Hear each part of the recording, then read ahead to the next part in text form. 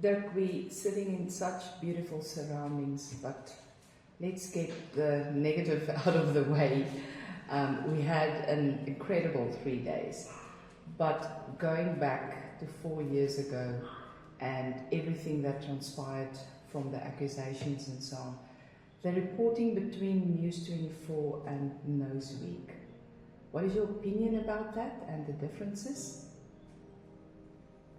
I think some of the most obvious differences maybe didn't come across in the public domain in the way they told the story, although if the reader read carefully they should have picked it up.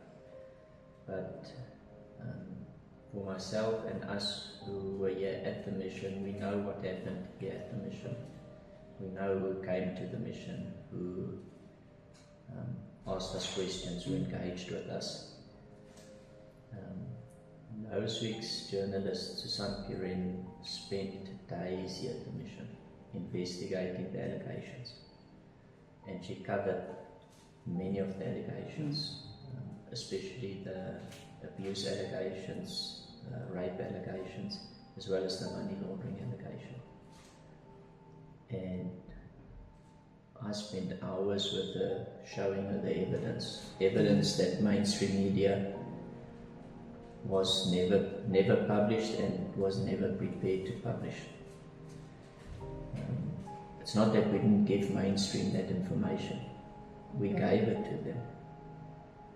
And what often happened is the moment you put the evidence on the table, they'd walk away.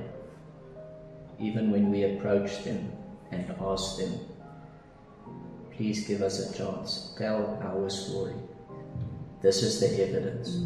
They'd seem interested in the beginning, and the moment the hard evidence that can't be disputed, the moment you give that to them, they just go quiet.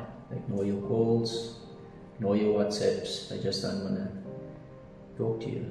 And some people reckon they just not prepared to step on other mainstream media toes, because by that time News 24 had taken a stand on a narrative and they weren't prepared to publish something different. That's what we experienced. Noseweek was one of the very few alternative media that was willing to actually publish the facts. So they spent a lot of time here. And not only talking to us, they engaged some of the people who did not even feature in the mainstream media story, some of the people who were the behind the scenes, they engaged them as well. So they really got the story from all angles, and they got the evidence, and they published the evidence. So if they say, KwaZulu have said this, then they've got they can quote them, this is what he said. So News 24 I've never met Adrian Basson in person. He's never been at the mission. Never. His journalists, before publishing Exodus, had never been into the mission. They sent us emails with 20 questions, 30 questions, 3 days notice, we want your reply. So many of the questions were unclear, vague, no names, and it was very clear that they were giving an ear to the smear campaign, because the smear campaign had started at least a year before by some other influences in South Africa and another newspaper. They had tried here and there, but it never really took off. So when News 24 sent us those questions, we realized they've gone there now. There was nothing else as worked till today. And we told News 24 very clearly from the start, this is a smear campaign, these are the reasons, this is behind it. But it was very clear they've got their narrative and they're going to stick to that. But they had never been here, never investigated, and their reporting reflects that, because it's all hearsay. So and so said this, so and so claimed that. There was no evidence that was presented compared to Noseweek. So the fact that the one came here, they took the trouble, they investigated, and News 24 never came. That's one of the big differences. And then the one's reporting was evidence-based, and the other one not. They claimed they based it on affidavits. Now, how many court cases in South Africa are there where the docket is full of affidavits, but affidavits that contradict each other? The court doesn't judge based on it's in an affidavit. Because if there are two affidavits that say the opposite thing, it means one person isn't telling the truth. Yes. So an affidavit has got that much value, but it's not evidence. It can put you on a track, but then you need to try and find the evidence. And what was interesting, another difference is that News 24's narrative, although they reported very poorly on our right of reply, on what we did email back to them, it was they said, Erika says, the mission says. So it was like two people's word against each other. Where with Noseweek, there was none of that. It wasn't like KwaZulu said, this happened. I know of many women that were raped at the mission from the 80s until now. And then the opposite is that the mission says it never happened. It wasn't that type of reporting. Okay. What made Noseweek's case so strong was the narrative. In KwaZulu's own words, he contradicted himself. For example, News 24 reported KwaZulu saying, and he says it on camera in the Exodus video, as I said, I know of so many women that have been raped. And when Noseweek phoned him, and it comes out in the Noseweek documentary that was made subsequent to the two articles which they published, he says, no, I didn't know of any women that were raped. The only one I knew about was a lady whom they claimed was raped in 2019. Now that particular instance came out later that lady herself confessed that she was manipulated to say she was raped in order to get rid of certain members of the leadership of the mission. So Noseweek did proper investigation and they put the evidence next to what they reported. I think it was in 2021 they published 2 articles, and then a year or 2 later they released a series called Revelation. It's on YouTube, Noseweek YouTube channel. There are 5 episodes where they take the whole story apart and they put the evidence to show that it was all, what does one say, it was planned, it was orchestrated. Yes. It was a takeover attempt of the mission from different angles, targeting or approaching disgruntled people and getting stories, embellishing the stories, outright lies in different ways. Strategically targeting people who had had previous contact with the mission, who would be perceived as credible witnesses. But all that is very well portrayed and documented in the Noseweek documentary. There are 5 episodes there. It's called Revelation. And then Gerda Potgieter wrote a book. She also investigated the allegations for about 3 years. And then she wrote a book, A Journey to the Truth, the case of KwaSizabantu Mission, in which she also deals with all the different allegations. No, I believe she actually also pointed out about the unethical journalistic path, basically, that they... I think as a journalist, her focus was on where the media came in and the media's treatment of the whole story and of the mission and unethical journalism. Yes. But in order to demonstrate how wrong they were, she needed to also address the facts and the allegations, and like taking a deep dive into what really happened. So for anybody who's really interested in what really happened, is the mission a cult? Is it this horrible place of abuse and that book is invaluable.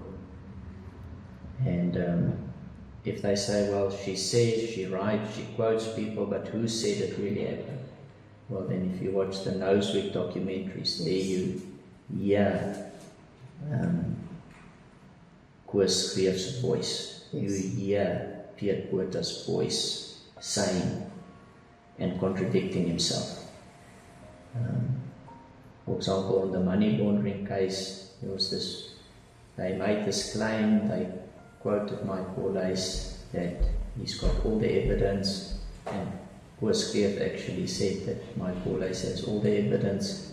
He's got sworn affidavit by the conman, and both Koos and Piet said no, there was no affidavit when they spoke to Noseweek a few months later. So it reminded me of the saying that,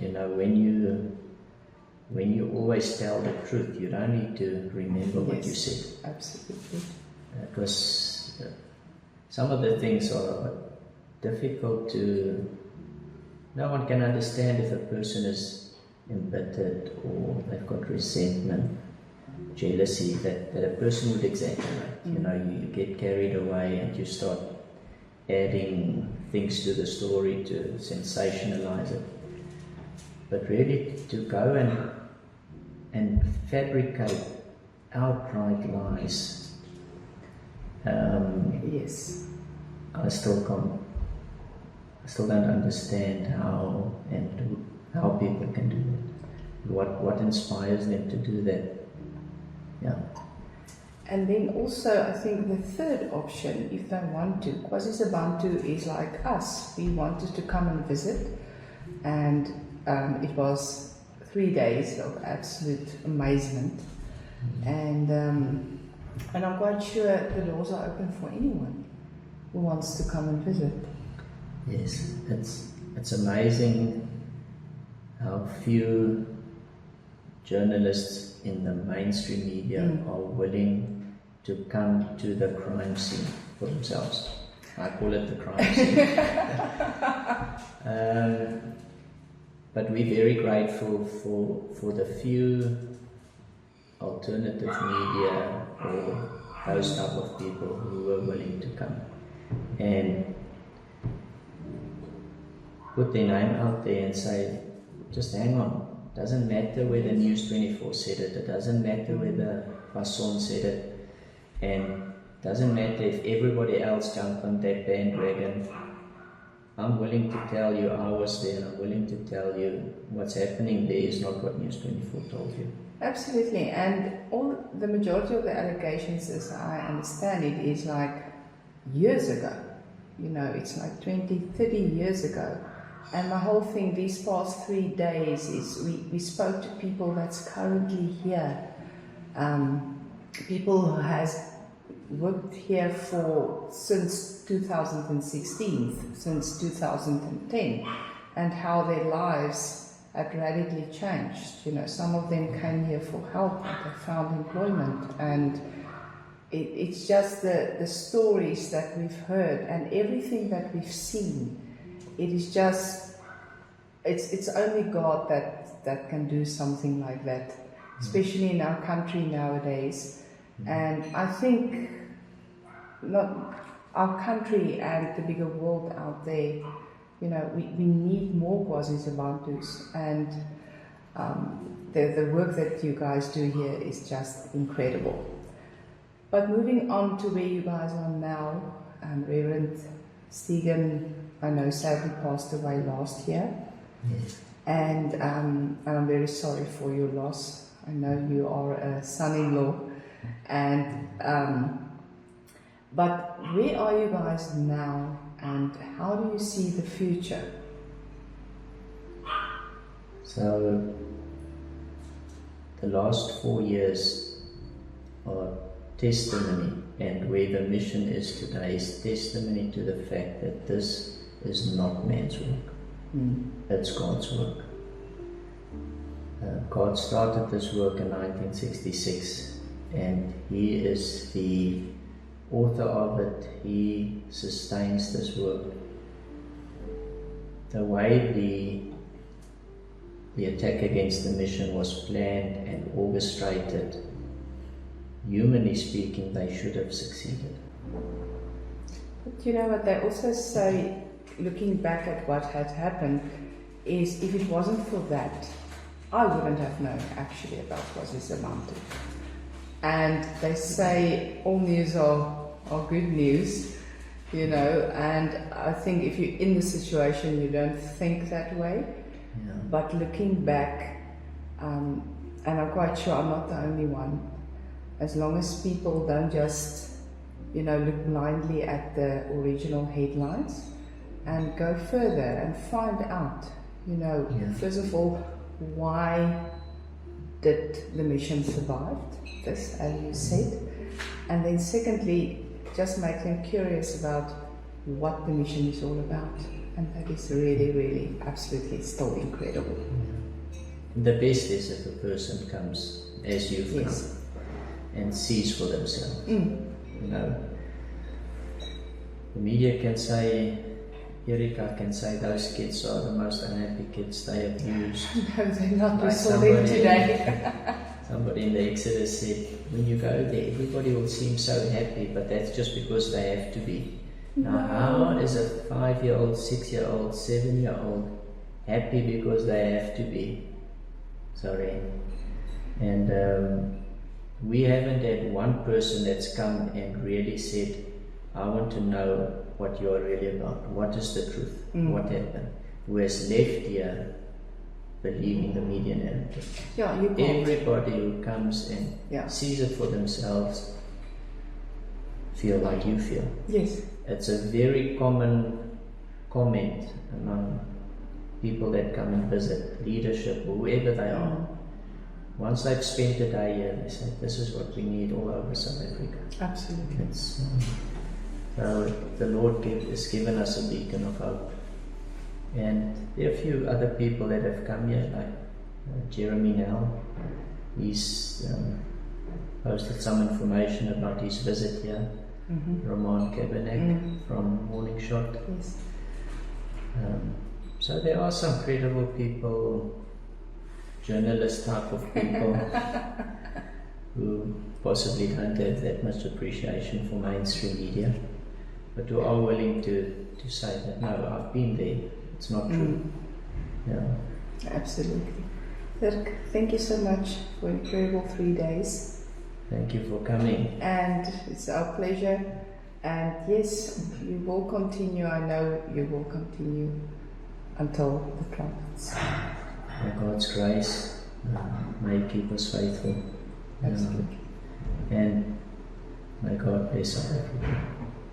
Thank you. Yeah. Thank you. Mhm.